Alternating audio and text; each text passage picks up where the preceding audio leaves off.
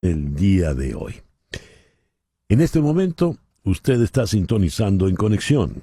En Conexión es una producción de Floralicia Anzola desde 360 Content para TVV Network en los estudios de Éxito 107.1 FM en Miami, donde transmitimos por HD2.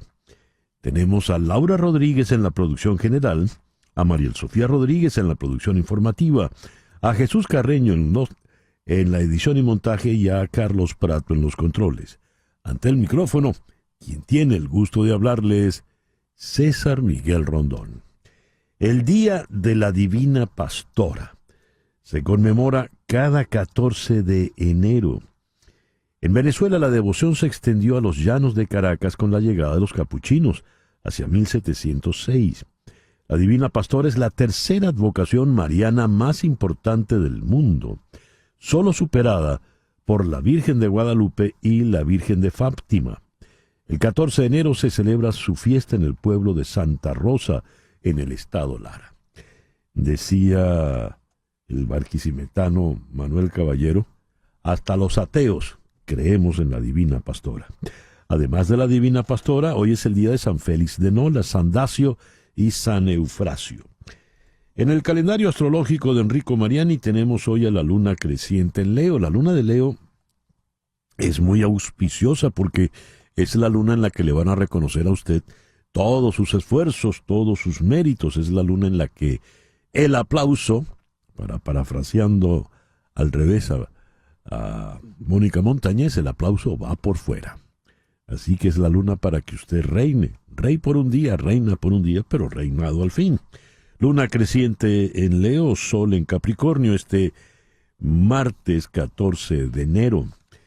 El 14 de enero de 1898, no tengo aquí la pauta del día de hoy.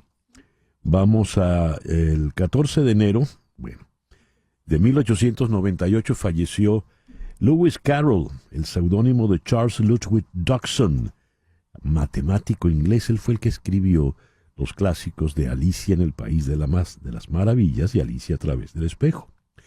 El 14 de enero de 1924 nació Armando Joseph Catalano. Este señor tenía el seudónimo, el nombre artístico de Guy Williams, y fue famosísimo porque él era el zorro, él era don Diego de la Vega, y después fue el profesor Robinson en Perdidos en el Espacio. Murió a los 65 años en 1989 en el barrio de La Recoleta en Buenos Aires. Hoy está cumpliendo 84 años Faye Dunaway, y el Puma José Luis Rodríguez está cumpliendo 82. En 1957, el 14 de enero a los 57 años, falleció el gran Humphrey Bogart. Y el 14 de enero del 2005 a los 81 en París falleció el maestro Jesús Soto. El 14 de enero de 1969 es consagrada y formalmente inaugurada la Catedral de Nuestra Señora del Carmen de Barquisimeto, en el Día de la Divina Pastora, donde hoy saldrán en procesión allí, en la bella ciudad de Barquisimeto, capital del estado Lara, en el occidente venezolano. Hoy es el Año Nuevo Ortodoxo. Cada 14 de enero los ortodoxos celebran el Año Nuevo, una festividad que se lleva a cabo en toda Europa del Este, en Rusia, Ucrania, Serbia, Georgia, Bosnia, Herzegovina, Macedonia, Bielorrusia y Montenegro. Esto porque ellos siguen celebrando religiosamente el Candelario Juliano. Es el Día Mundial de la Lógica. El Consejo Internacional de Filosofía y Ciencias Humanas lo proclamó. Se pretende llamar la atención de los círculos científicos, pero también del público en general, de la importancia de la lógica. ¿Dije logia? No es el día de los masones. No, es el día de la lógica. La lógica, con lo cual recuerdo a mi maestro Juan Nuño, allá en los viejos tiempos de la Escuela de Filosofía en Caracas. Y es el Día Internacional de la Cometa. La cometa es lo que en Venezuela llamamos el papagayo, el papelote en la Argentina. Y es el Día Nacional de Vestir a tu Mascota Bueno, en fin. La agenda que hemos preparado para el día de hoy la vamos a iniciar en Boston con el doctor Carlos Blanco. El doctor Blanco, profesor en la Universidad de Boston, economista y estratega político, ha sido uno de los principales asesores desde un primer momento de María Corina Machado. Él es el autor de la novela La Gran Marcha hacia el Abismo. Pues bien, le vamos a preguntar hacia dónde vamos en este momento político en Venezuela, en dónde estamos. Luego iremos a Washington para conversar con otro economista, también escritor, analista, Moisés Naim. Moisés Naim, el autor de Lo que nos está pasando, La revancha de los poderosos, El fin del poder. Pues hay que preguntarle qué está ocurriendo, hacia dónde vamos a ir, pero no tanto en Venezuela como en Estados Unidos y en el mundo. Salen los líderes que llaman progresistas, Biden, Trudeau, Scholz, por ejemplo, y vienen los otros encabezados por Donald Trump. Luego, en Madrid, vamos a conversar con Tamara Sujú, defensora de derechos humanos, directora del Instituto Kasla. ¿Qué es el método Schippenhaft? Este método Schippenhaft fue practicado por los nazis. Consistía en atrapar a la familia, a un familiar, para hacer que confesase el perseguido. Y es lo que están aplicando en Venezuela. En Panamá vamos a conversar con la periodista Sol Lauría a propósito de lo que le espera a Panamá con el canal, ahora con la llegada de Donald Trump. Con Mireya Vilanova en Los Ángeles vamos a conversar no de cine hoy, sino del incendio. Ella está viviendo en la zona del incendio. Y en Washington vamos a conversar con Celia Mendoza sobre lo que está planteando Donald Trump para su arranque de el primer día en el poder en la Casa Blanca. El foro de hoy es la honestidad, una respuesta intuitiva, o se necesita fuerza de voluntad para anular una inclinación intuitiva a hacer trampa. La honestidad en política. Ese es el programa de hoy. El editorial con César Miguel Rondón. Leo esto que publica Antonio de la Cruz. Un informe demoledor acusa al régimen de Nicolás Maduro de colaborar con las extintas FARC en actividades de narcotráfico y formación de grupos paramilitares. Las consecuencias de estas revelaciones podrían ser fatales para el régimen. Este informe, que ha comenzado a circular ampliamente, detalla cómo Maduro y altos funcionarios habrían facilitado el tráfico de drogas y el suministro de armas a cambio de apoyo militar y logístico. Entre las pruebas se mencionan más de 74 vuelos no autorizados que transportaron drogas sobre el espacio aéreo venezolano. Además, figuras como Hugo Carvajal y Cliver Alcalá habrían sido clave en la divulgación de estos detalles. Las acusaciones no solo afectan a Maduro, sino también a Diosdado Cabello y Vladimir Padrino López, quienes habrían participado en estas operaciones ilícitas. La presión sobre ellos es cada vez mayor. El informe conlleva a vincular a Maduro con la muerte de 20 soldados en Apure en el 2020, señalando que esta operación fue parte de su alianza con las FARC. Este dato eleva las tensiones internas en Venezuela. Las repercusiones sobre Padrino López han sido especialmente fuertes. Su liderazgo en el régimen podría estar tambaleando. Ante estas revelaciones crece el clamor por una intervención internacional. Figuras como Álvaro Uribe y el también expresidente colombiano Iván Duque insisten en la necesidad de una intervención humanitaria. Padrino López ha intentado desviar la atención, respondiendo a las declaraciones de Edmundo González, al afirmar que solo quien gane elecciones puede ser comandante en jefe, pero el daño ya está hecho y el ganador fue González. La posibilidad de una acción militar internacional comienza a discutirse abiertamente. La argumentación es clara. El régimen de Maduro no solo afecta a Venezuela, sino también a la seguridad regional y a Estados Unidos. El ambiente en Venezuela es de alta tensión. Se espera que en los próximos meses las presiones internas e internacionales generen un desenlace definitivo, ya sea mediante intervención o fracturas internas. La historia de Venezuela podría cambiar pronto. Las opciones del régimen parecen agotarse. Lo que ocurre en las próximas semanas definiría el futuro de toda la región. Hasta aquí el texto de Antonio de la Cruz. Mantengo mis reservas sobre este tema de la intervención militar. Creo que no tiene mayor sentido lo planteado por los expresidentes Uribe y Duque.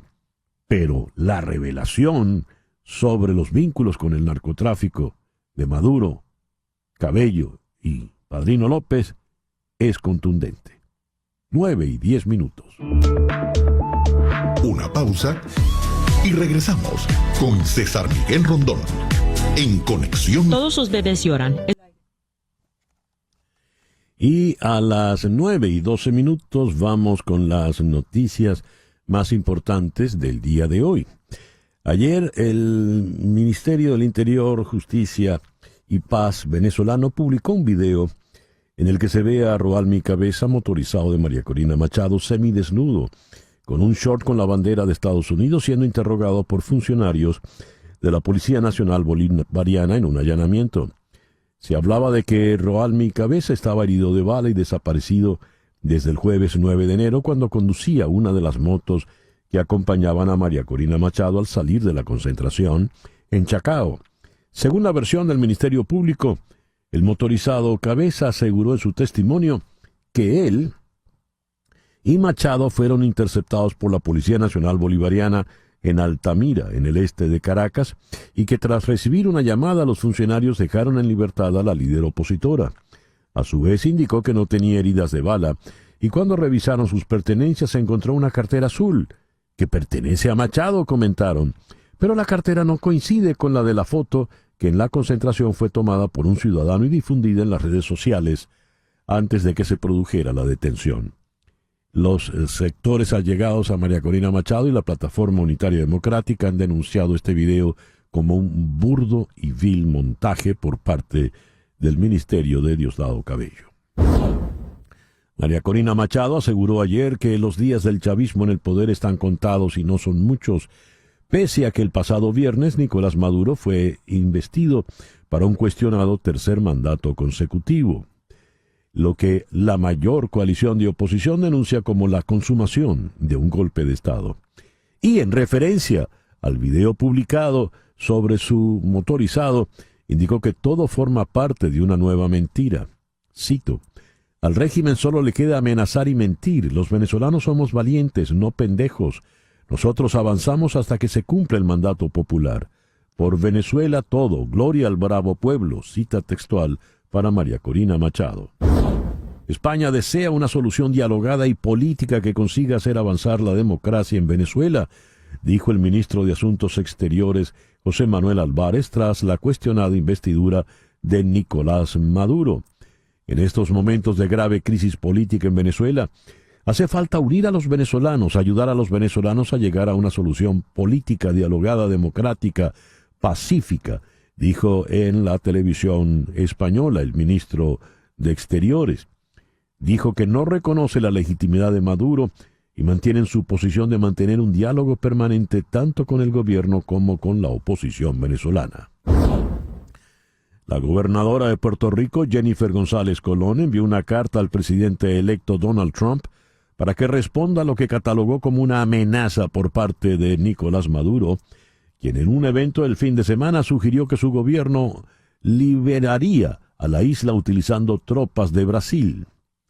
Cito: ayer, apenas unos días después de celebrar una ceremonia de juramentación ilegítima en un intento desesperado por aferrarse al poder en Venezuela, el dictador socialista Nicolás Maduro propuso públicamente una invasión de Puerto Rico. Se trata de una amenaza abierta a los Estados Unidos, a nuestra seguridad nacional y a la estabilidad en la región. Confío en que su administración entrante responderá rápidamente y dejará en claro al régimen de Maduro que bajo su liderazgo Estados Unidos protegerá las vidas y la soberanía estadounidenses y no se doblegará ante las amenazas de dictadores mezquinos y asesinos. Cita textual para la gobernadora González Colón. Las fuerzas de seguridad de Estados Unidos anunciaron un operativo para blindar la investidura presidencial de Donald Trump ante diferentes amenazas como los posibles ataques de los lobos solitarios. Unos 25,000 agentes y militares de la Guardia Nacional estarán desplegados el próximo 20 para garantizar la seguridad de la toma de posesión de Trump.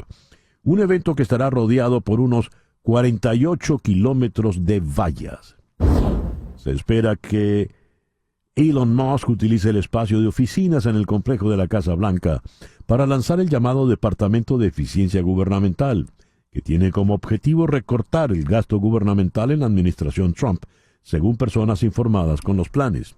El espacio estará en el edificio de oficinas ejecutivas Eisenhower, adyacente a la Casa Blanca.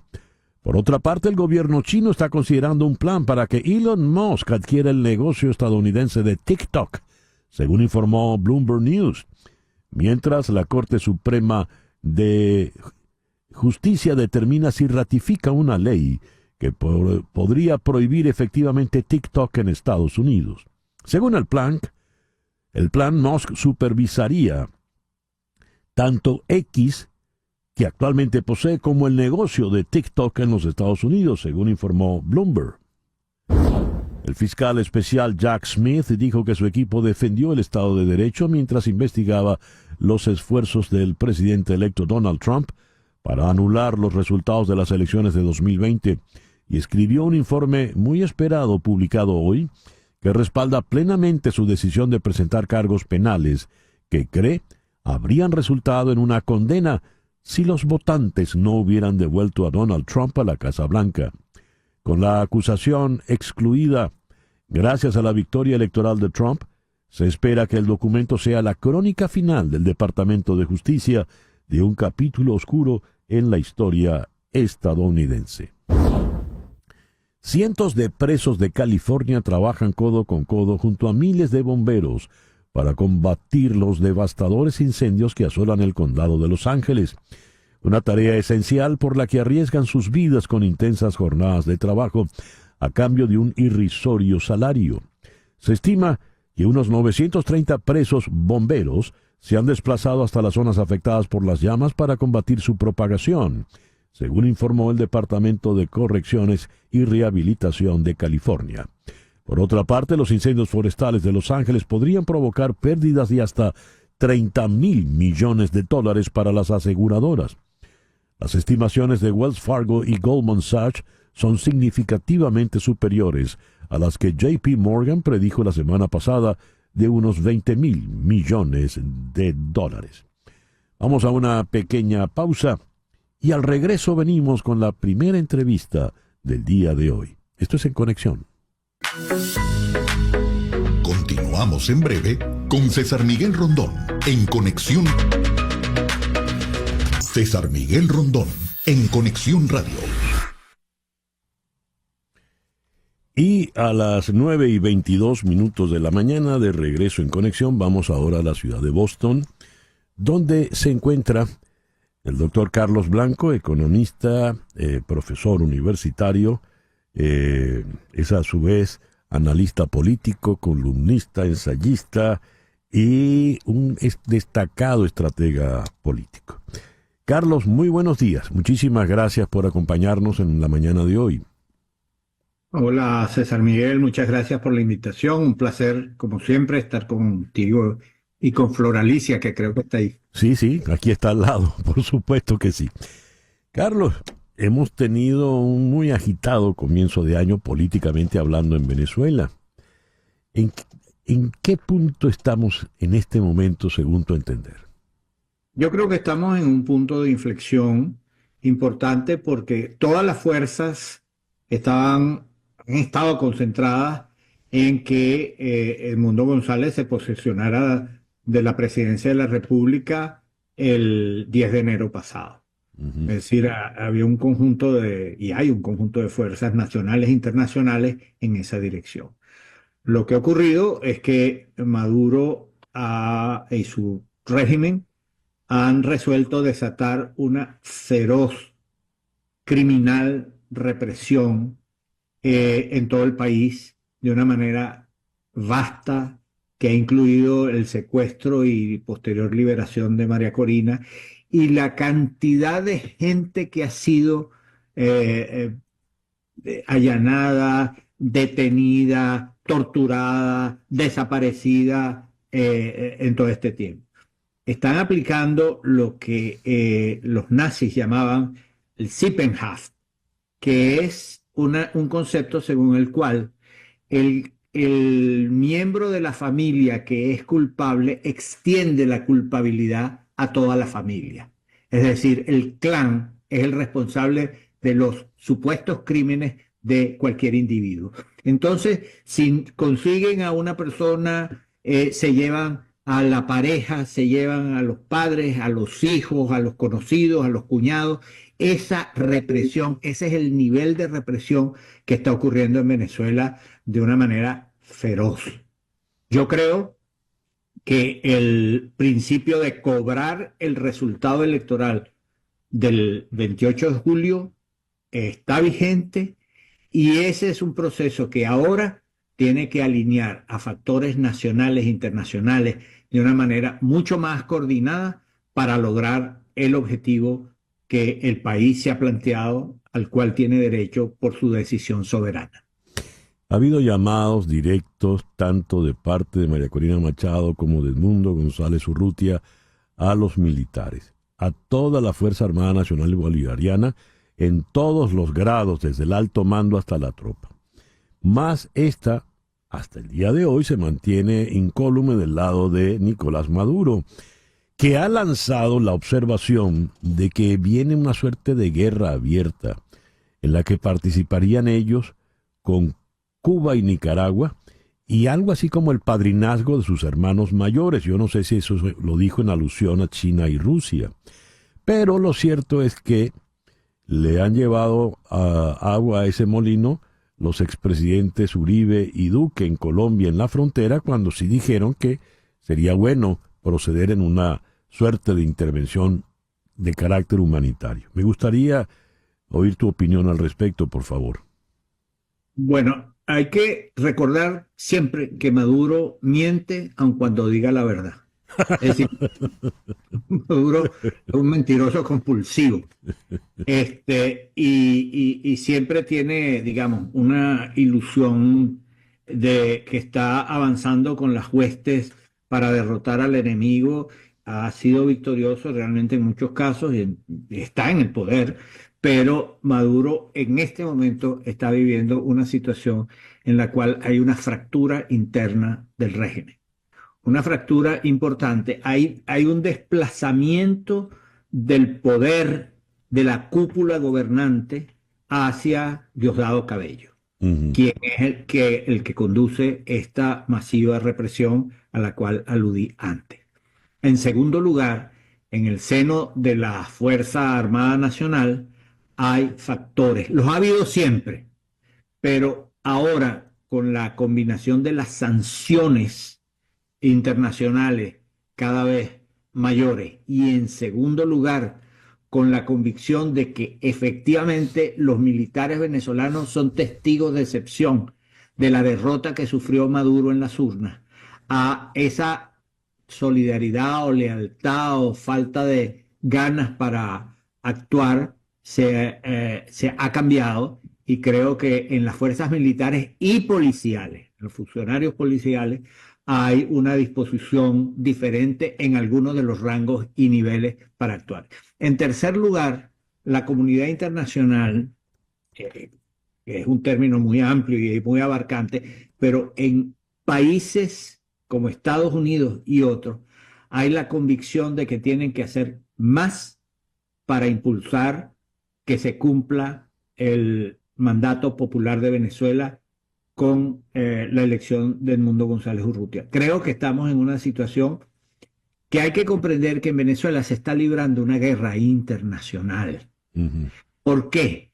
Porque es un territorio ocupado por fuerzas guerrilleras, es un territorio donde está Hezbollah, donde está Irán, donde intervienen los rusos, que está bajo el mando de Maduro, ocupado.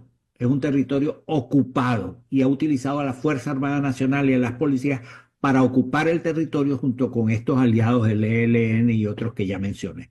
Entonces, esta ocupación representa un peligro para la seguridad nacional del continente y ese concepto se viene desarrollando.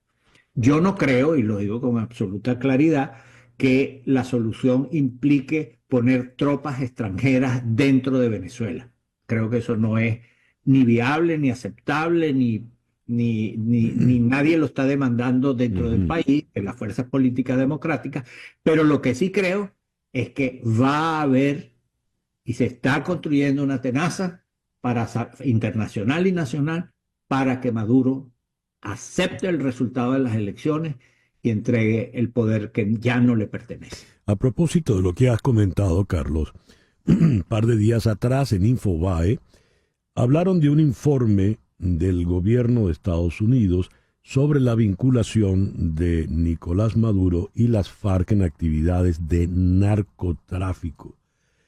Esto se desprende de revelaciones o delaciones de los generales Hugo Carvajal y Cliver Alcalá Cordones. Y esto salpicaría de manera directa no solo a Maduro, sino a Diosdado Cabello y a Vladimir Padrino López. Me gustaría tu opinión, por favor. Mira, desde el comienzo Chávez estableció un acuerdo con la FARC sobre la base de la idea de que las FARC necesitaban financiamiento y había que admitirlo y ese financiamiento tenía que hacerse con la producción y tráfico de drogas. Ujú. Pero además hay la idea según la cual para debilitar al imperio hay que facilitar la producción y tráfico de drogas hacia Estados Unidos. Ese ha Ujú. sido el principio, digamos, político que ellos han usado para justificar una actividad criminal por donde se le vea. Eso ha estado allí. Y por supuesto, el régimen venezolano con Chávez y luego con Maduro ha sido absolutamente, no solamente permisivo, sino que en la medida en que esa inmensa cantidad de dinero se está moviendo, eso va permeando a niveles policiales, militares, civiles, del régimen y de las instituciones Ujú. del país, donde se puede decir con absoluta certeza, además está demostrado internacionalmente, que Venezuela es el país más importante para el tránsito de la droga hacia distintos lugares del mundo, del Caribe, Centroamérica, Estados Unidos y algunos países africanos. Todos estos elementos conversados en estos breves minutos, ¿a qué conclusión nos llevan, Carlos? Tomando en cuenta la toma de posesión en un grupito reducido allí en el Salón Elíptico del Capitolio el día viernes y la sola presencia de Ortega y Díaz Canel. ¿Esto a dónde nos lleva? Yo creo que esto nos evidencia el tipo de aliados que a Maduro le quedan y al mismo tiempo la soledad de un régimen que se ha ido encerrando dentro de sí mismo y que no le queda otro recurso que la más brutal y criminal represión. Ya sabemos que es muy difícil gobernar sobre las bayonetas, sentado en las bayonetas. Ujú. Eh, y eso yo creo que es lo que le está ocurriendo a Maduro, que no tiene movimiento, no tiene posibilidades de moverse a algún lado. Uno puede decir, bueno, si los cubanos tienen ahí más de 60 años y los nicaragüenses van por el camino y nosotros tenemos Ujú. más de un cuarto de siglo en esta situación, es verdad, pero al mismo tiempo hay una fuerza social poderosísima en Venezuela que no se rinde y que está dispuesta a llegar hasta el final. Y el final es cobrar el resultado de las elecciones del 28 de julio. No ha ocurrido en esta oportunidad como en otras oportunidades por distintas razones que sería largo analizar, que el país cierra un ciclo, se acaba un liderazgo, ya vamos a otra cosa. Eso no es así en estas circunstancias.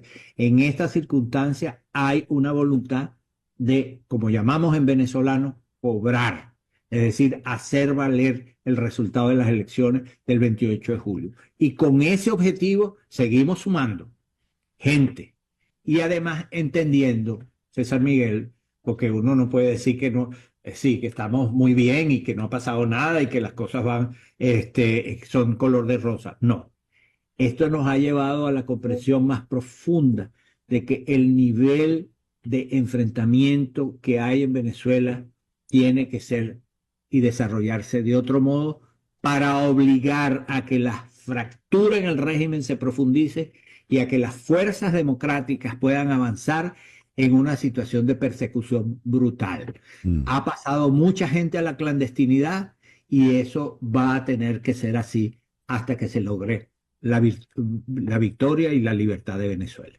Carlos, muchas gracias por estos minutos en la mañana de hoy. Ha sido un placer, muchas gracias a ti y a Flor Alicia y que tengan buen día. Gracias. Carlos Blanco, desde la ciudad de Boston. 9:34, una pequeña pausa y ya regresamos en conexión. Y a las 9:37 de la mañana vamos a la ciudad de Washington, donde se encuentra el doctor Moisés Naim. Moisés, muy buenos días. Un gran gusto Muy buenos saludarte. días y muy feliz año a todos. Gracias, Moisés, igual para ti y toda tu gente. Moisés, he leído recién un trabajo en el Confidencial de Madrid, firmado por Ramón González Ferris, donde habla de cómo lo que él llamaría líderes progresistas empiezan a retirarse. Claro, el concepto es muy amplio porque ahí incluye a Biden, Trudeau, Scholz y otros. Leyendo el artículo, me vino la reflexión sobre tus libros recientes. No solo lo que nos está pasando, pero de manera muy especial, el fin del poder y luego la secuela que fue la revancha de los poderosos. Visto que tú has visto, valga la redundancia en el verbo, estas cosas desde una perspectiva bastante cenital, ¿qué impresión tienes en este momento? ¿Hacia dónde vamos? Vamos a un mundo donde haber tenido, poseído poder, usado el poder, en vez de ayudar a mantenerse, lo debilita. Hay gobiernos muy débiles por todos lados. Hay unas poblaciones insatisfechas, frustradas, que una vez más ven las esperanzas de calidad de vida, de prosperidad económica de ellos y su familia disminuyendo en vez de prolongándose, ¿no? Es cierto que hay una tendencia hacia la derecha, pero también hay gobiernos de derecha que están sufriendo de la misma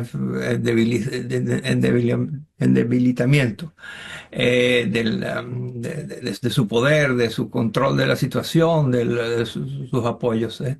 Es una pandemia política global. ¿Y esa pandemia en qué se va a traducir? ¿Qué puede dejarnos? Mucha heterogeneidad y mucha confusión. Gobiernos que se hacen pasar por derecha terminan haciendo cosas más bien que estaban asociadas a la izquierda.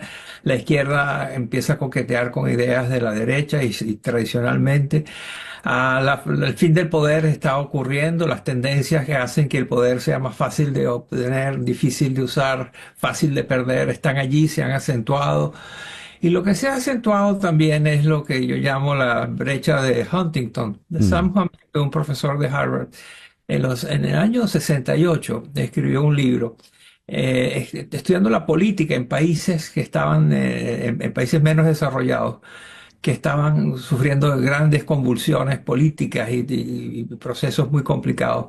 Y él le explicó, dijo que eso lo que pasaba era que las expectativas de la gente crecían a una velocidad mayor que la capacidad de cualquier estado para satisfacerlas. Y yo creo que eso tenemos en el presente. Esa tendencia que siempre ha existido, ahora se ha acelerado y ha contagiado a los países más desarrollados.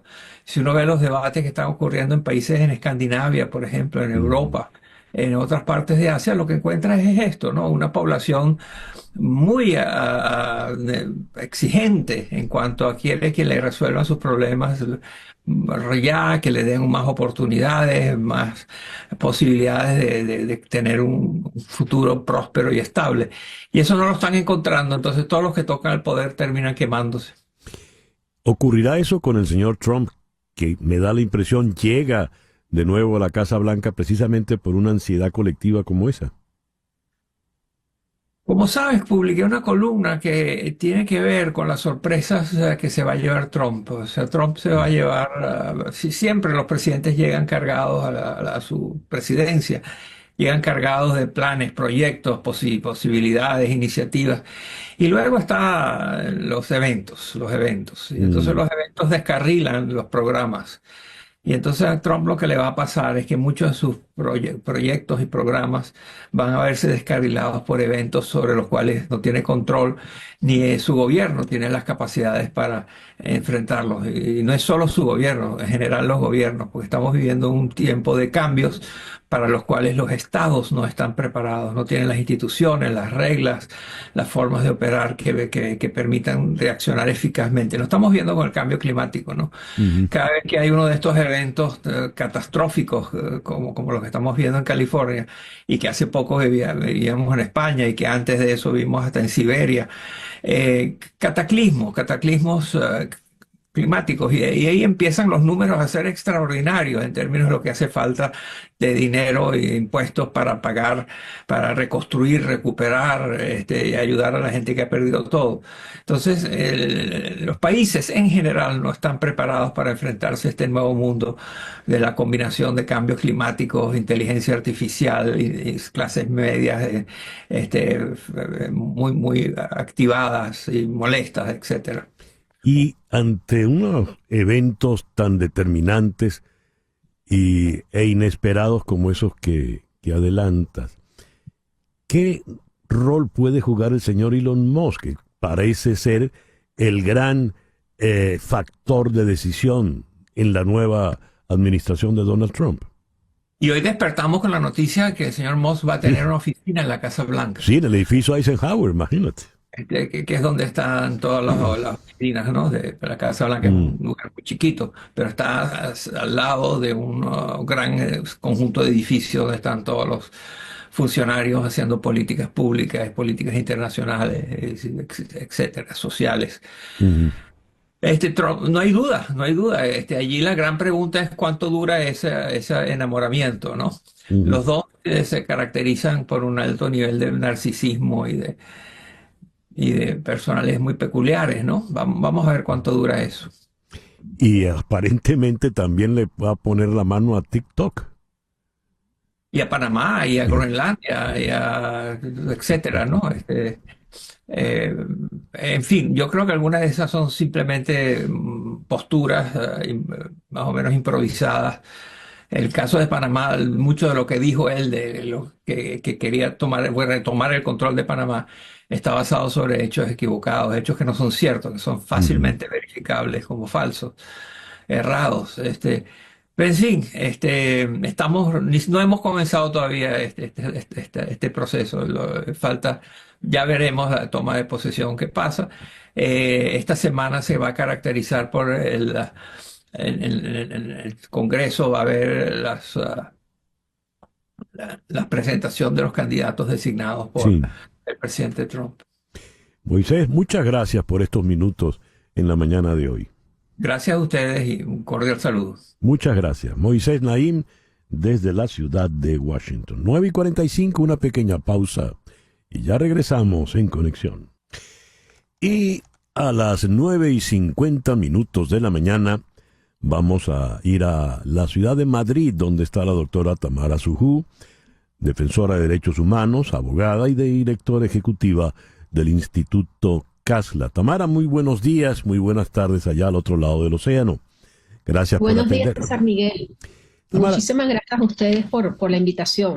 Hace unos minutos conversábamos con Carlos Blanco y él habló de la represión feroz que se está llevando adelante en Venezuela por el régimen dictatorial de Nicolás Maduro y Diosdado Cabello. Y habló del método Schippenhaft, método que fue diseñado por los nazis y aplicado por ellos. ¿Qué es este método, Tamara? Mira, es una práctica que tenían los nazis de la extensión de la responsabilidad penal a la familia de las personas detenidas o perseguidas, ¿no? Los familiares podían ser acusados por los mismos delitos, juzgados, sentenciados, incluso asesinados por el crimen que cometió uno de sus familiares. Esa es una práctica nazi que se extendió durante todo el tiempo de Hitler, y condenable, por supuesto, porque uno de los principios básicos del derecho, que la responsabilidad penal es personal, es individual y no es extensible, ¿no? Esta práctica, César Miguel, está siendo, no en el mismo alcance, por supuesto, ¿no? De llegar a matar, pero sí de encarcelar a personas que están siendo han sido encarceladas o perseguidas porque son familiares de personas que el régimen está buscando, el régimen venezolano está buscando. Y puedo comentarte que no es de ahora, que es de hace muchos años que está sucediendo. Incluso tenemos ejemplos emblemáticos, como por ejemplo el caso de la familia de Capitán Ángelo Heredia, que fue secuestrada, padre, madre, hermana, y incluso los niños llevados a un centro clandestino de tortura, donde todos fueron torturados excepto el niño por una semana para que dijeran dónde estaba Ángelo, por ejemplo. El caso del coronel García Palomo, que también es muy reconocido porque se llevaron a la esposa, a los hijos, a la novia del hijo a un centro clandestino de tortura durante 3 días, y durante 3 días fueron torturados para que dijeran dónde estaba el coronel García Palomo. Hay un caso muy emblemático en este momento de una persona, dos personas que siguen detenidas por ser familiar de una persona que el régimen está buscando, que es el caso de María Auxiliadora Delgado y de Juan Carlos Marrufo, de los esposos, ¿no? Que fueron a buscar a la persona, y como no la consiguieron, se llevaron a la hermana y al yerno de la persona, y han sido hoy en día condenados a 30 años y están detenidos porque el régimen no consiguió al hermano de María Auxiliadora. De tal manera que, bueno, en la actualidad hemos visto esta práctica en muchos casos, en varios casos que están sucediendo en este momento, ¿no? Como por ejemplo, reporté hace un día el caso de ellos se llaman Carlos Alfredo Aponte Yepes y Germán Eduardo Antillano Yepes, que son hijo y sobrino de una abogada, de Judy Peña, coordinadora de voluntarios con Venezuela en un municipio en Yaracuy, ¿no? Ujú. Y que están encarcelados en este momento porque están buscando a la madre. Incluso le han dicho a la madre que si se entrega liberan a los hijos, ¿no? Pero esto es el horror de los horrores. Es lo que ocurre con el señor Rafael Tudares, el yerno de Edmundo González Urrutia. Eso es corrupto, César Miguel, eso es correcto. Ese terror de perseguir al yerno del presidente electo, Edmundo González, además en la forma en cómo lo hicieron delante de los hijos menores de edad, que me imagino que deben haber quedado aterrorizados, y que lo tengan secuestrado como un rehén, detenido sin haber cometido ningún tipo de delito, ¿no? Ninguno, porque es que ¿qué delito ha cometido ese señor, no? Es simplemente ser el yerno del presidente. Esta Sí. práctica se extiende, por ejemplo, al caso de la madre de María Corina, que aunque no ha sido arrestada, es una señora de la tercera edad que ha sido acosada, intimidada en su casa por el SEBIN, simplemente por ser la madre de María Corina. No nos olvidemos también, por ejemplo, de la periodista, de la Patilla, que era hija de una dirigente de Vargas muy conocida, y que se la secuestraron y la encarcelaron simplemente para que la madre se entregara por ser parte del comando con Venezuela. Entonces, Sí. es una racia, César Miguel, lo que está ocurriendo en Venezuela con esto, ¿no? Fíjate, Tamara, no hay que ser demasiado perspicaz para entender que estas son órdenes de Diosdado Cabello en tanto ministro del Interior.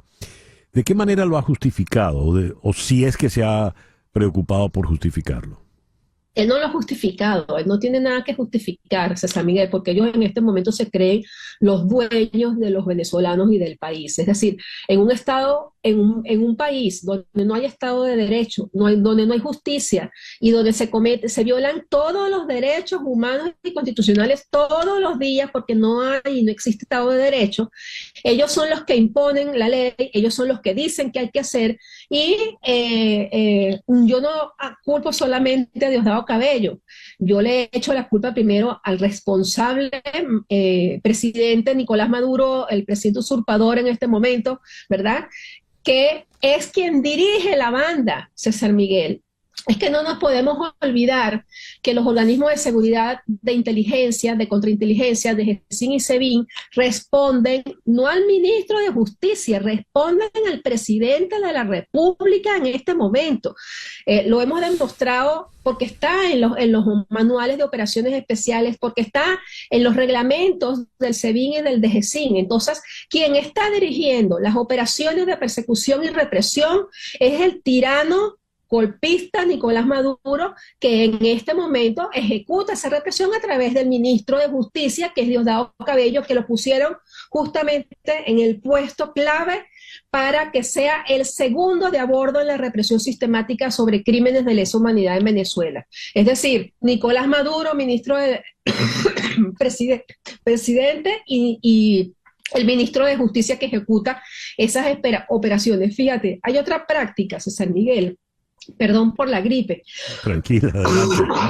Tranquila. Hay otra práctica que yo no sé en qué renglón la podemos clasificar, que es la de las operaciones Tuntún. No existe en este momento mayor muestra para la Corte Penal Internacional, a la que me he dedicado a mandarle cada una de las operaciones Tuntún y de cómo se están ejecutando en todo el país, porque son sistemáticas y generalizadas y dirigidas por Granco Arteaga, el favorito de Nicolás Maduro. Y hay que decirlo así, con nombre y apellido, una y otra vez. Nicolás Maduro tiene criminales, asesinos y torturadores que son sus favoritos, son intocables, y por eso los condecora cada vez que los acusan o cada vez que le salen unas sanciones contra ellos. Esa operación Tuntún la dirige personalmente el coronel Granco Arteaga, y es una forma de explicarle a la Corte cómo se crean operaciones donde se señalan a civiles que simplemente por el hecho de escribir un tuit, decir que no están de acuerdo en un grupo de WhatsApp, salir a manifestar o a tomar fotos de una manifestación, están siendo idos a buscar a sus casas, les quitan las puertas, los sacan de sus casas, los exponen a la luz pública, les ponen la musiquita, los montan en la avioneta o los montan en la camioneta y los trasladan y les fastidian la vida para siempre, César Miguel. Esas operaciones son también típicas de personas criminales, yo diría que comunistas, nazistas, porque ellos son los primeros fascistas que existen en Venezuela, son ellos mismos que tienen prácticas hitleranas, que estamos viendo que son una planificación sistemática contra los venezolanos. Tamara, muchas gracias por estos minutos en la mañana de hoy. Gracias a ti, César Miguel. Tamara Azujú, directora ejecutiva del Instituto Casla desde Madrid. Una pequeña pausa y ya regresamos con nuestro foro del día de hoy. Continuamos en breve con César Miguel Rondón en Conexión. Estamos en Conexión Radio con César Miguel Rondón. He leído varios tweets del doctor Joel García, un destacado abogado venezolano, quien se ha dedicado a defender a presos políticos. Y ha escrito este tuit: es profundamente lamentable ver cómo algunos individuos, en su afán de obtener migajas de poder o beneficios económicos, justifican y perpetúan el autoritarismo, sacrificando la libertad y el bienestar de todo un país. Alude entonces a personas que, conscientes de un hecho, de manera deshonesta, apuntalan otro. Pues bien, a esa deshonestidad vamos a dedicar nuestro foro del día de hoy. Aristóteles distinguía dos tipos de virtud o excelencia humana: virtud ética o moral y virtud dianoética o intelectual. Ambas expresan la excelencia del hombre y su consecución produce la felicidad, ya que esta última es la actividad del hombre conforme a la virtud. Y escribió Aristóteles: por naturaleza somos más inclinados a la intemperancia y la deshonestidad que a la modestia de mantener la ética. Vamos entonces a abordar este foro en la mañana de hoy. ¿Es la honestidad una respuesta intuitiva ¿O se necesita fuerza de voluntad para anular la inclinación intuitiva a hacer trampas, a ser deshonestos? Vamos a contar con el doctor Trino Márquez, doctor en sociología, profesor titular de la Universidad Central de Venezuela en la ciudad de Caracas. Trino, muy buenos días. Muchísimas gracias por acompañarnos en esta mañana. Encantado de estar contigo, César Miguel, y con Floralicia, y por supuesto compartir este espacio con Iraida. Y en la Ciudad de México, para aportar la visión psicológica de lo que ocurre dentro de nuestra cabeza frente a estos dilemas, está la psicóloga, fundadora y directora de Psique Expresión, Iraida Moreno Luna. Iraida, muy buenos días. Gracias por atendernos. Hola, feliz día. Un honor estar aquí con ustedes. Gracias. ¿Qué es la honestidad socialmente hablando? Trino. Bueno, socialmente hablando, es difícil reducirle a ese plano, pero yo diría que la honestidad o deshonestidad es ese conjunto de valores que se expresa en medio no tanto de una sociedad, sino también de un Estado. Porque, como tú señalabas al comienzo, lo que dice Aristóteles es cierto, hay una tendencia cuasi natural a que la gente tienda a mentir o a engañar o a manipular. Y esa tendencia hay que acorralarla, hay que enjaularla. ¿Y cuál es la vía que ha conseguido la humanidad para enjaular esos instintos o esas pulsiones? Pues crear normas, crear leyes, dotar a la sociedad de un Estado de Derecho, crear constituciones y aplicarlas. Eso en el plano político estatal, pero también en el plano social, más estrictamente, hay un conjunto de cambios que la humanidad ha ido descubriendo y aplicando.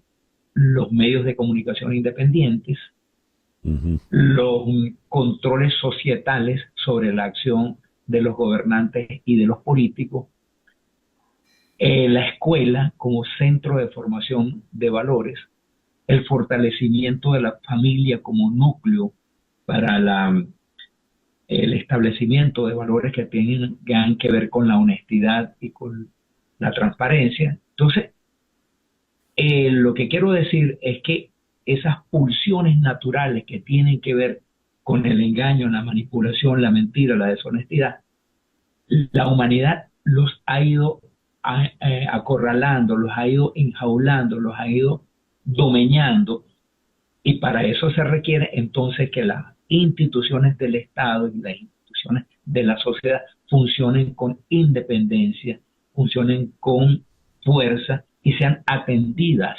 los reclamos que plantea la sociedad. Y desde el punto de vista psicológico, ¿qué es la honestidad y su contrario, la deshonestidad, Iraida? Sí, la honestidad es un valor que también es aprendido y acorde a lo que compartía el doctor, y estoy de acuerdo, cómo mirar entonces a este individuo en sus diferentes sistemas de relación, porque son esos sistemas de relación quienes van a aportar o no si este individuo sigue sosteniendo este valor de la honestidad. Este valor entonces, ¿cómo se va a definir la honestidad como valor? Bueno, cuando nosotros podemos decir la verdad, cuando nosotros podemos ser congruentes con un acto en donde se está sirviendo para poder respaldar un bien moral, como moralidad, lo que se está haciendo bien dentro de una sociedad, ¿no?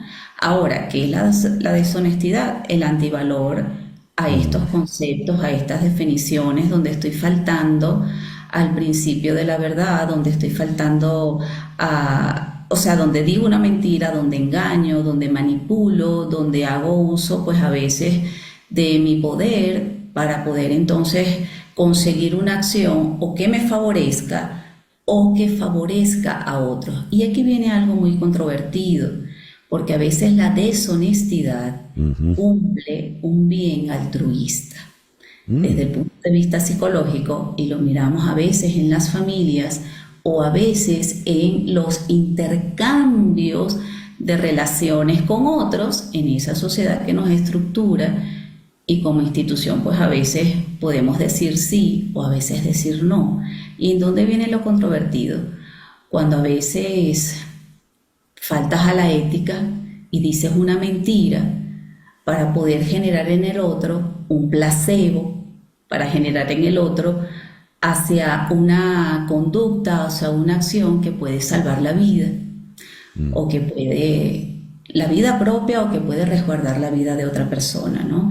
Hay varios casos que les puedo compartir. Por ejemplo, en el área de la oncología, miramos que a veces en conjunto con la familia, el médico falta a su ética profesional y en conjunción con la familia dicen, bueno, no le vamos a decir que le quedan 6 meses de vida, vamos a decir que hay un cáncer muy agresivo, que mientras lo pronto pueda pues disfrutar de lo que tiene, ¿no? En otras áreas, por ejemplo, he tenido el honor pues de acompañar a familias que han sido perseguidos y han tenido que engañar, manipular para salvar la vida.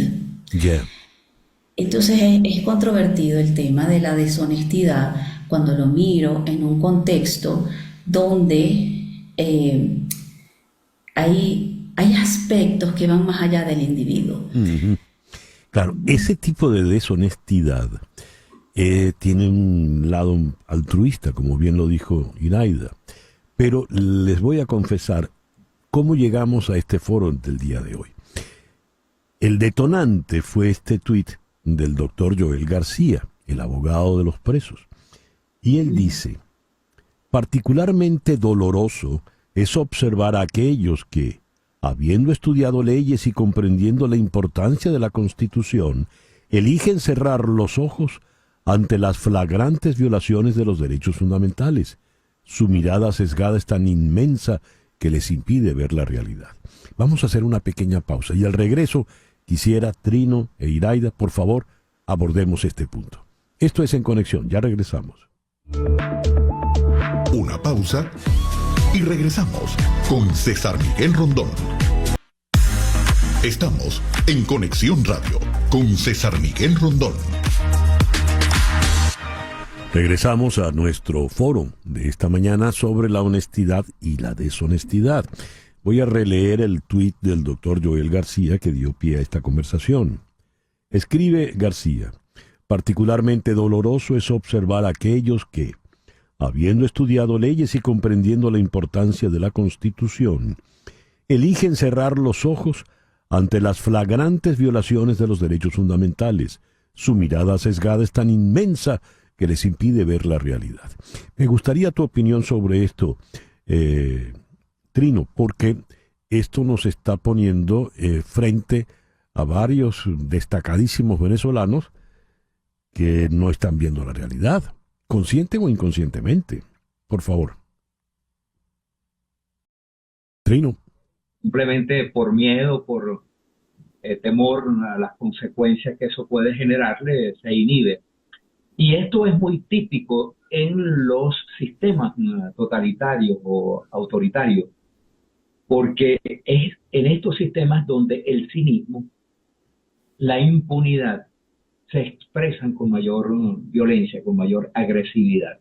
La gente sabe lo que está ocurriendo en estos sistemas, sabe que se están violando de manera sistemática los derechos humanos, que los ciudadanos no tienen instancias a las cuales recurrir, que el poder se ejerce de manera omnímoda, que el Estado no tiene límites en el ejercicio de la violencia y que no hay ningún componente que pueda atenuar el comportamiento autoritario y abusivo del Estado.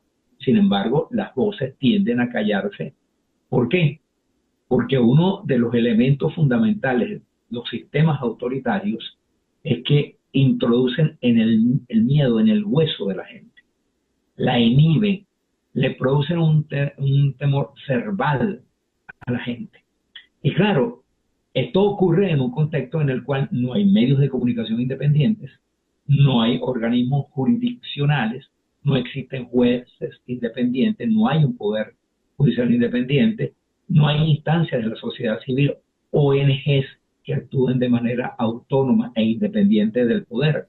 Entonces, como quisiera decirlo, es todo un sistema que opera, que se cierra para negar los derechos humanos a los ciudadanos y para hacer que se imponga la impunidad, y que esos esfuerzos que ha hecho la humanidad, la civilización, para acorralar la deshonestidad, para exigirle rendición de cuentas a los políticos, para contener las ansias infinitas del poder de controlarlo todo.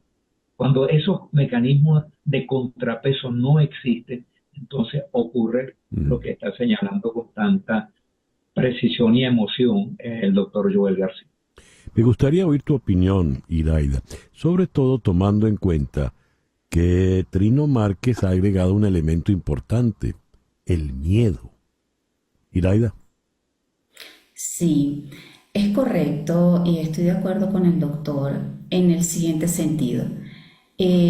Cuando este contexto social no como institución no le brinda al individuo la seguridad mínima para sobrevivir, pues por supuesto hay un quiebre en la psique. Y así yo haya jurado en mi saber, en mi conocimiento, para prestar ayuda a otros, y entonces salto a la ética para sobrevivir. El miedo nos impulsa a hacer cosas inesperadas e inclusive a nivel de neurotransmisores se activa muchísima adrenalina, y a veces voy a ponerlo en otro contexto, pero es para explicar mis palabras. A veces cuando estamos hay un accidente, por ejemplo, y voy en el coche y hago una maniobra que en mi sano juicio racional no la haría jamás, pero el miedo, la adrenalina que se dispara tras el miedo, es algo que te lleva a hacer un acto irracional, pero que te salva la vida. Y uno dice, ¿y cómo lo hice? No hay explicación, es en el momento. Algo así sucede cuando el individuo está frente a un contexto donde es acorralado, donde es perseguido, donde a través de lo que mira dice, no, pero si se lo hicieron a él, ¿qué va a quedar para mí? Claro. Si se lo hicieron al otro, pues ¿qué va a pasar conmigo? Entonces el miedo hace que uno pierda la razón y actúe desde un lugar de sobrevivencia. Socialmente es juzgado, es señalado, y si ampliamos la mirada para comprender lo que va sucediendo interiormente, quizás pueda haber una mirada compasiva de lo que el otro actúa, aunque eso desde el punto de vista social, pues bueno, soy venezolana y no voy a negar lo que interiormente, pues por supuesto me mueve y me trastoca cuando miramos estas acciones. Sí. Trino, ya para concluir, te pregunto entonces, estas personas, estos venezolanos que hemos visto de manera muy respetuosa a lo largo de los años, personas doctas y con niveles importantes académicos que están actuando de una manera obsecuente, por decirlo de alguna forma, con el régimen, ¿lo están haciendo por miedo, por deshonestidad o por qué? Bueno, yo creo que se combinan varios aspectos. Yo entiendo el miedo. Hay que vivir en un sistema autoritario en el cual el Estado de Derecho desaparece para entender cómo es la vida de los individuos. Yo no juzgo a nadie porque sienta miedo. Lo que sí lo juzgo es porque haya deshonestidad, porque digan cosas, expresen ideas, expresen que antes las negaban, que condenen el periodo, por ejemplo, anterior de la democracia venezolana y hoy no solamente guarden silencio, sino que aplaudan lo que está ocurriendo y que sean inconsecuentes con los valores que decían profesar. Eso sí es condenable. Que uno sienta miedo, que cualquiera sienta miedo, forma parte de eso, de lo que Iraida decía, es una forma además de sobrevivir en un ambiente lleno de hostilidades y de amenazas, pero lo que no es aceptable y de lo que es desde el punto de vista aristotélico condenable es que se diga lo contrario a lo que se piensa y se aplauda, se elogien procesos con los cuales la gente sabe que está en desacuerdo y que son, desde el punto de vista moral y ético, absolutamente condenables. Quiero agradecerles a Iraida Moreno Luna, psicóloga en Ciudad de México. Gracias, Iraida. Un honor, gracias a ustedes por la invitación. Un placer, doctor, compartir con usted. Gracias. Igualmente digo. Y en Caracas, a Trino Márquez, profesor titular en la UCB. Muchas gracias, Trino. Ha sido un placer estar con ustedes y compartir este espacio sobre un tema tan crucial como este que tocamos. Bien, hacemos ahora una pequeña pausa y ya regresamos en Conexión. Continuamos en breve con César Miguel Rondón en Conexión. Leo en el diario El País desde Ciudad de Panamá lo siguiente. Panamá no quiere pelear con Estados Unidos. Inmerso en reformas y problemas internos, el gobierno de José Raúl Mulino preferiría evitar a toda costa una disputa internacional con un aliado poderoso por el principal activo de la economía del país, el Canal de Panamá. No le responderé hasta que sea presidente, dijo Mulino ante la insistencia de Donald Trump de retomar el control de la vía interoceánica, incluso con fuerza militar o trabas económicas, por supuestas tarifas elevadas y la presencia china en el área. Esto lo ha escrito la periodista Sol Lauría. Vamos a Ciudad de Panamá para conversar con ella. Sol, muy buenos días. Muchas gracias por atendernos. ¿Qué tal, César? Acá estamos en Panamá con sonido ambiente. Justo cuando empezaste a hablar, están pasando vendedores por la calle como para que me crean que estoy acá. Muy bien. Sol, a ver, ¿cuáles son las verdaderas opciones que tiene el presidente Mulino frente a las pretensiones del señor Trump? A ver, el tema es ver si lo está diciendo en serio o por qué lo está diciendo, ¿no? Eso sería lo primero. O sea, lo que todavía se preguntan en Panamá bastante es qué quiere Trump, porque parece medio extraño que quiera recuperar el canal realmente porque no tiene ninguna carta legal, ningún aval de legitimidad para pelearlo en organismos internacionales, para establecer su posición como una posición que pueda ser respetada y apoyada por otros países. Entonces es muy complicado pensar que es eso.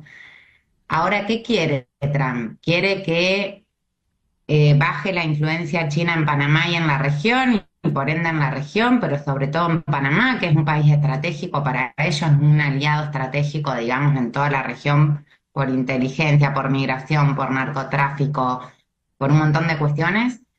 O quiere que la gigante minera y un proyecto minero enorme en Panamá, que la Corte tuvo unas protestas masivas históricas en 2023, y la Corte ordenó cerrar por medio de un fallo constitucional diciendo que el contrato que se intentaba establecer, digamos, no cumplía con 25 artículos de la Constitución.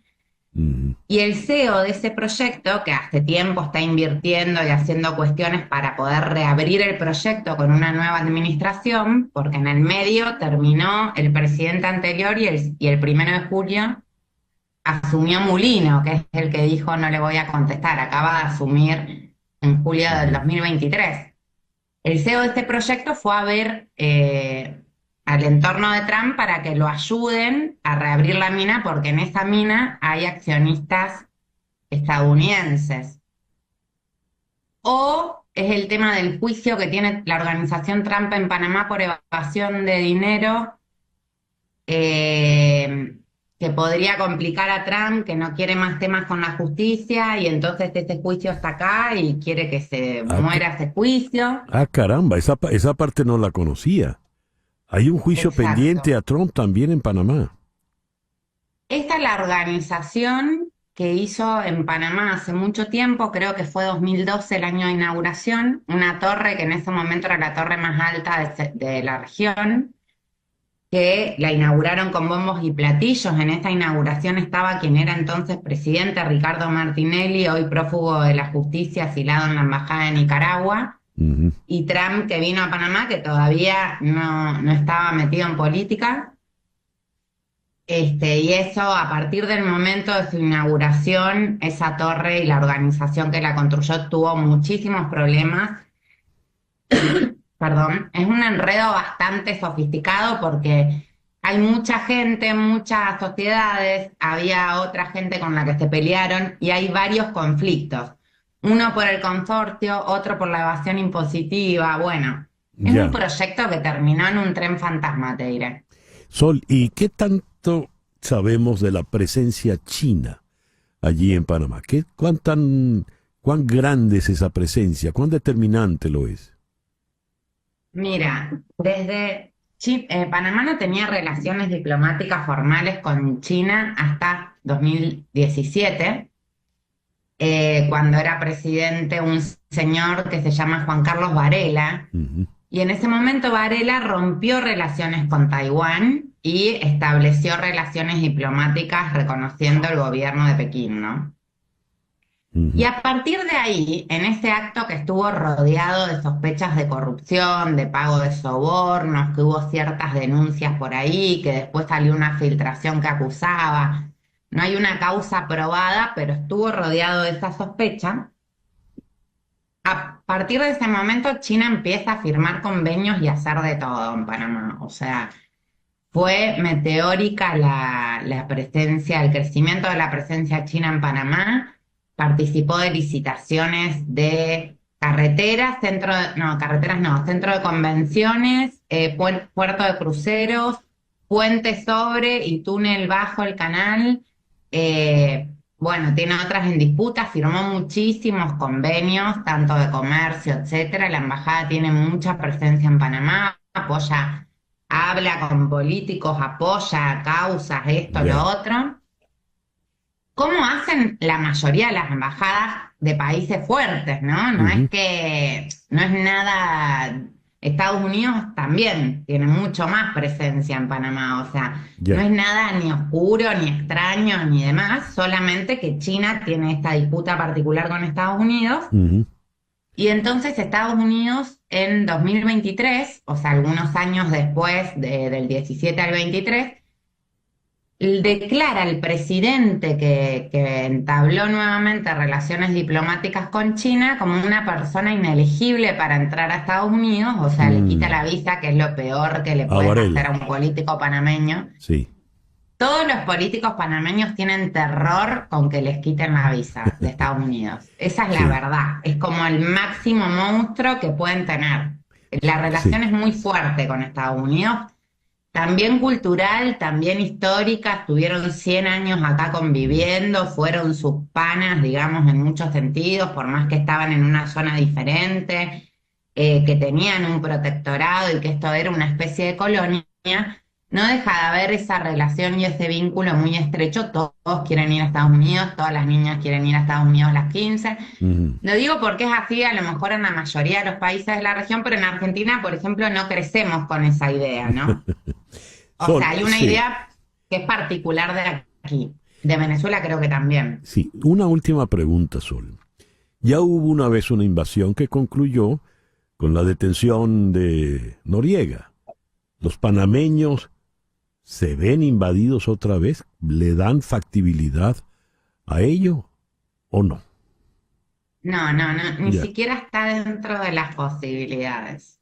Imagínate que Panamá ni siquiera tiene ejército después de que Estados Unidos saca a Noriega, se disuelve el ejército y se crea una policía nueva a la sombra de Estados Unidos y adiestrada por ellos, que es mucho más nice, participa de delitos complejos y demás, pero ni siquiera hay ejército, o sea, realmente no hay preparación ni para...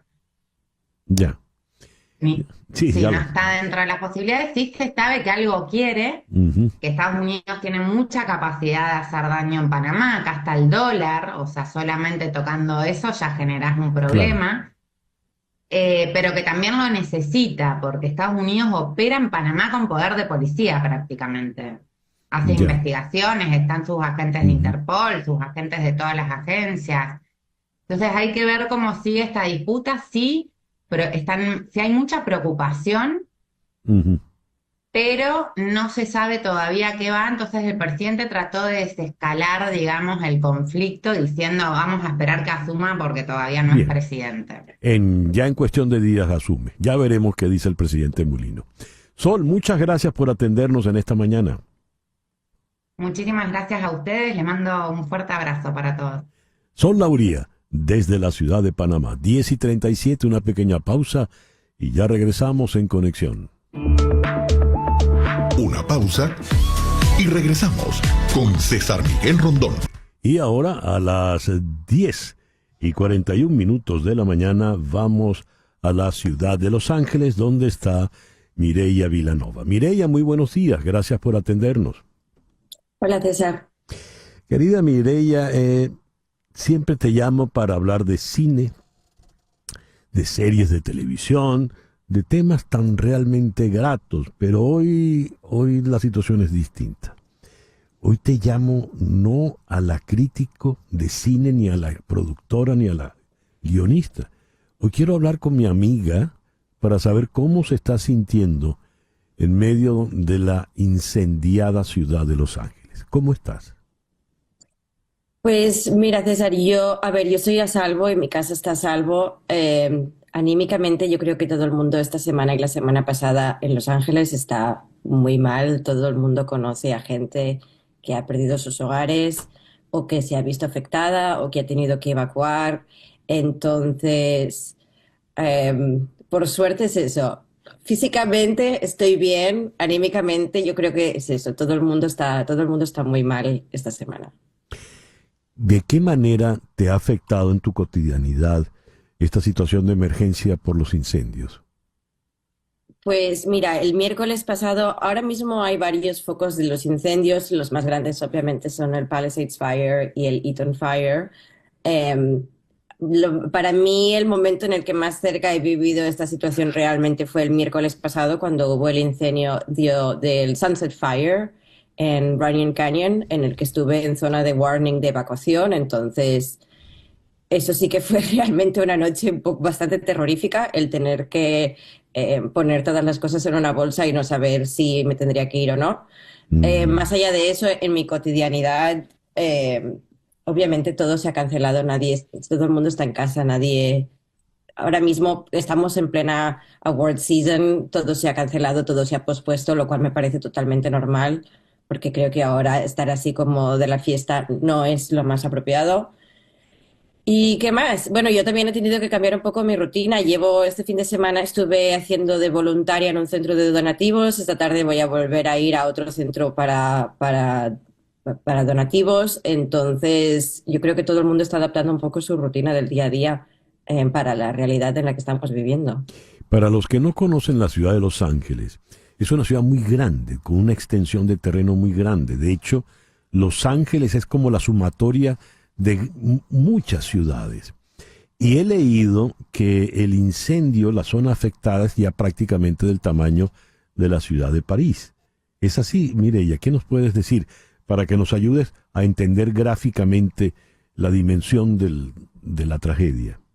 Por supuesto. Creo que el otro día estaba leyendo que el incendio en The Palisades, que Palisades es un barrio al norte de Santa Mónica, cerca de la playa, que también ha afectado Malibú, ha quemado muchísimas casas.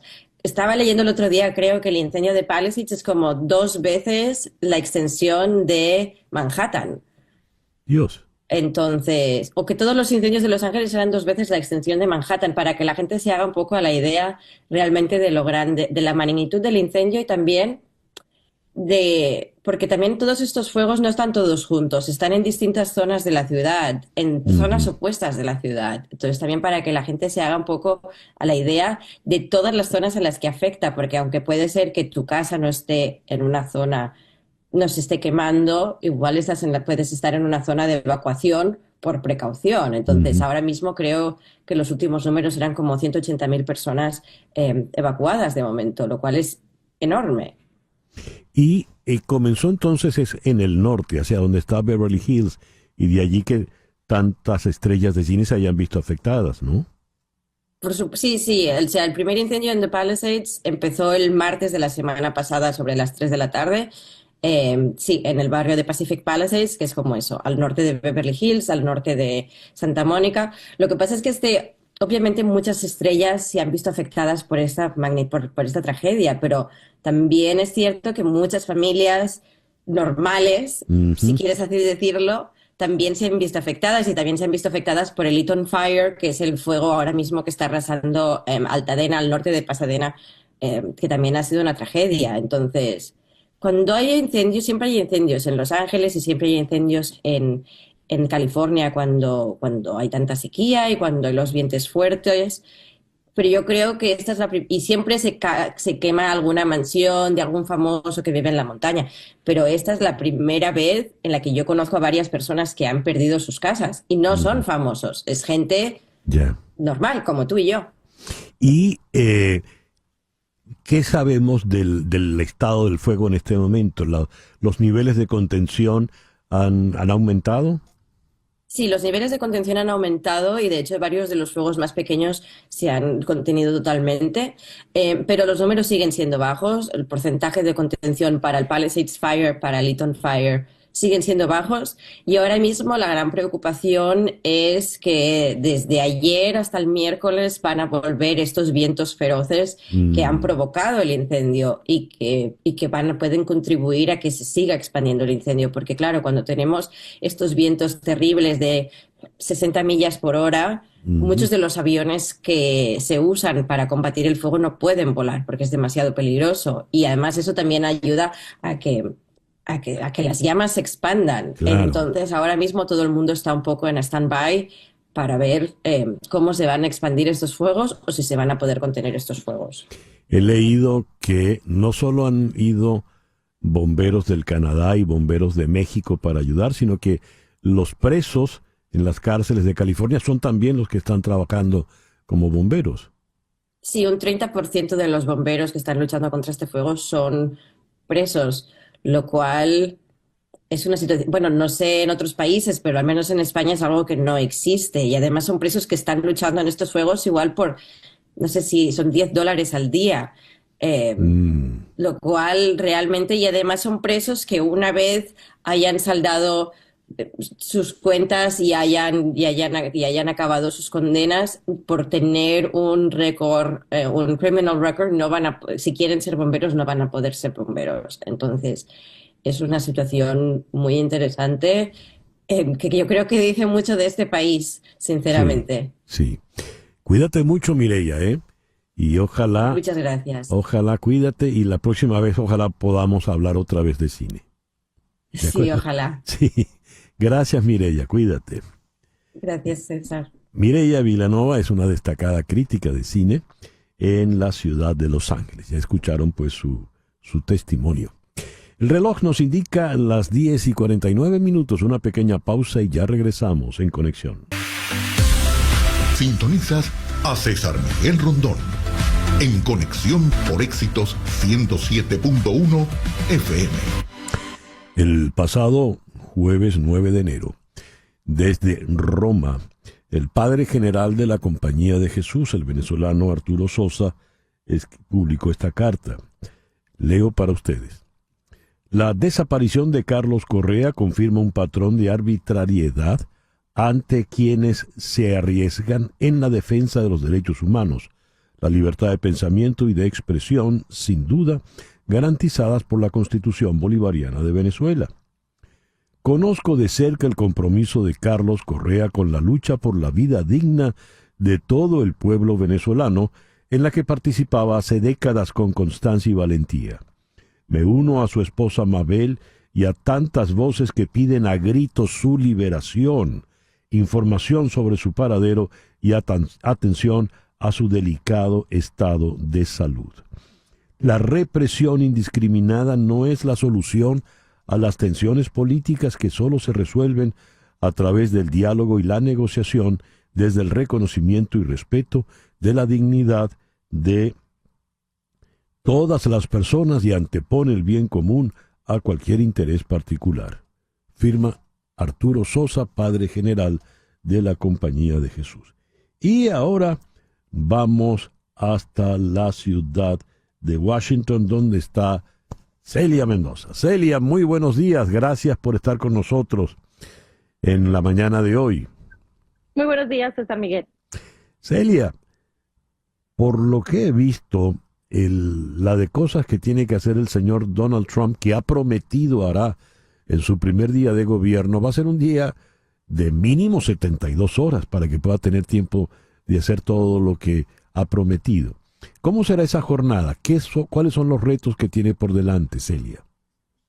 Bueno, realmente lo que esperamos es que pueda ser un día ocupado, a diferencia de hace ya 8 años, cuando fue su primera administración, tiene el apoyo de la mayoría del país. No se espera que la situación en las calles sea tan tensa en términos de protestas, pero esto también lleva a que haya un peso significativo en las órdenes que tendrá que dar. Se espera ya, él vino hace unos días aquí a la capital de los Estados Unidos, donde estuvo en el funeral del expresidente Jimmy Carter y también se reunió con los miembros del Senado. Y esto es importante teniendo en cuenta que va a ser parte fundamental de la estrategia de trabajo, no solamente porque querrá pasar nuevas leyes y medidas que aumenten la capacidad que tendrá su administración para cumplir las promesas, en especial en lo que se trata de seguridad nacional, migración, economía, pero en particular porque él se espera también que firme alrededor de 100 órdenes ejecutivas, revirtiendo muchas de las cosas que ha hecho Joe Biden, protecciones en especial cuando se trata de las extensiones del TPS, la protección temporal. Esto incluye a venezolanos, haitianos, salvadoreños,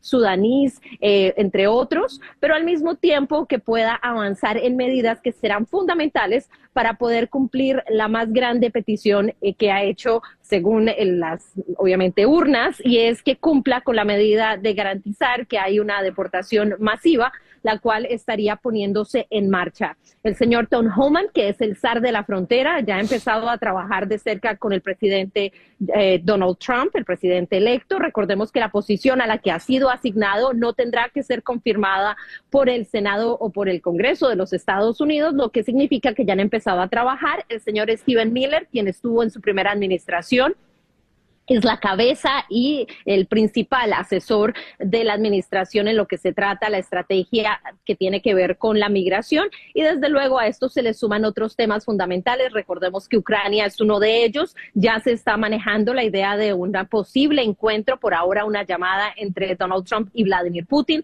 pero también se espera que puedan avanzar en otros temas que serán fundamentales, como es eliminar algunas medidas y restricciones que tienen que ver con las limitaciones para que se pueda perforar en el océano, algo que firmó hace muy poco el presidente Joe Biden, y también temas que tendrían que ver con la remoción de Estados Unidos del Acuerdo de París de cambio climático.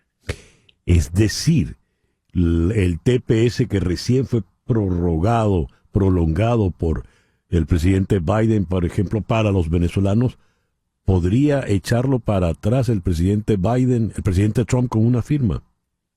Así es, recordemos que estas no son leyes, son medidas por parte de la administración Biden como órdenes ejecutivas, y él tiene la potestad como presidente desde el Ejecutivo y desde la Oficina Oval de hacer estas determinaciones. Recordemos que esto se hace por medio del Departamento de Seguridad Nacional, y esto obviamente podría ser cosas que se cambian. Lo único que realmente no se puede cambiar son las leyes que fueron aprobadas por el Congreso, y estamos esperando a ver de qué manera quiere solidificar en estos 4 años lo que no pudo hacer en la administración anterior, cuando en el Congreso no pudo lograr pasar muchas de las leyes que quería pasar. Pero con una firma simplemente él puede borrar muchas de las cosas que el presidente Joe Biden ha hecho hasta ahora. Celia, muchísimas gracias por estos minutos en la mañana de hoy. Gracias a ti. Celia Mendoza, desde la ciudad de Washington. Y bien, hemos llegado así al final de nuestro programa por el día de hoy. Para mañana nos vamos a ocupar del informe del fiscal especial Jack Smith, precisamente sobre Donald Trump. En Conexión fue una producción de Flor Alicia Anzola desde 360 Content para TVV Network en los estudios de Éxitos Miami 107.1 HD2. Con Laura Rodríguez en la producción general, Mariel Sofía Rodríguez en la producción informativa Carlos Prato estuvo en los controles, Jesús Carreño en la edición y montaje, y ante el micrófono quien tuvo el gusto de hablarles, César Miguel Rondón.